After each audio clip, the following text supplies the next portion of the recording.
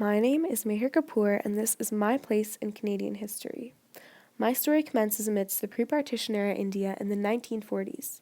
There was copious amounts of malice and hostility being bred between Hindus and Muslims in the country. During the British rule, their strategy was to tear the brotherhood of these religions apart in order to spawn two separate countries, which were then in turn easier to enslave.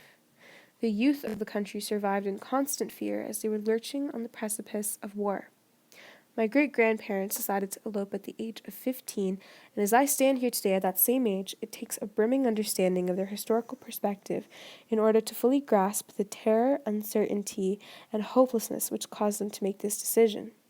4 years later, my grandmother was born, just as India was torn in two and the nation of Pakistan came into being. My great-grandfather succumbed to joining the war effort to support his family. He met his demise on the battlefield. My grandfather was in the army as well. When you peel back the layers of history, one begins to realize that there lies a cause and consequence within all aspects of life. The death of my grandfather was no exception. When the British Empire left, they took everything with them, turning the once all-giving land which birthed the Taj Mahal into a crippling wasteland, struggling to get back on its feet after its riches and resources had been forsaken. Such unstable conditions caused strife between many, and eventually a vastly corrupt government was formed. In such devastating conditions, India had to make do with what they had. Add embezzling frauds in charge of the country, and eventually the planes in the army were composed entirely of ill and cheaply manufactured parts in order to conserve money. My grandfather was the pilot of one of these planes. Its poor manufacturing caused it to ignite mid-flight. He could have parachuted out, but he realized that the plane was headed for civilian life and stayed long enough just to steer it away. He was engulfed in flames. The friends of my grandfather tried imminently to bring justice and awareness to the exceedingly common issue of unsafe working conditions for Indian Army men. However, their voices were silenced by the corrupt government who was their perpetrator. Fast forward 40 years or so, and my mother was a student of Punjab University in India. My mother was growing up in the generation in which a Catholic lady stepped aside from becoming prime minister for a Sikh, and where a Sikh was sworn in as prime minister by a Muslim president to govern a nation of over 80% Hindus.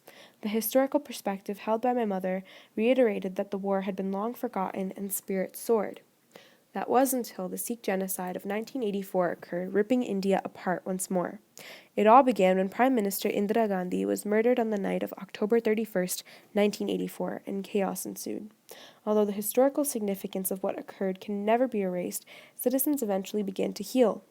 Old wounds were torn apart once more when my mother's brother introduced his family to who is now my lovely aunt. He proclaimed that they were in love, a dangerous thing for a Hindu man and Sikh woman to be, a truth which labels my beautiful cousin as a mutt or unnatural by the cruel ignorance of some, but as a reminder that love conquers all for others. On August 22nd, 2001, I was born in New Delhi, India. For us, family was everything. I lived in a house with my aunts, uncles, and grandparents, which is why when my parents received a call precisely 2 years after my birth that my father's company would be relocating him to North America, it was as if the breath had been stolen from our lungs.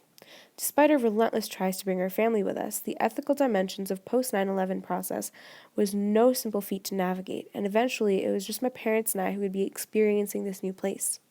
As a child who knew not a word of English, it started off tough. I can say firsthand that kids can be cruel.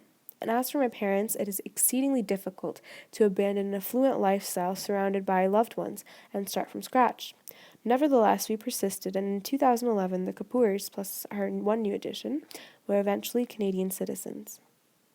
In the October of 2014, I was one of 20 children chosen to intern at the Downtown Legislation Office of Ontario, out of the 800 that applied.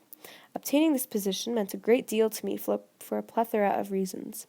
After spending an umpteenth amount of time facing scorn and ridicule for my broken English, I had flourished so substantially that my application essay was hand-picked at the government level.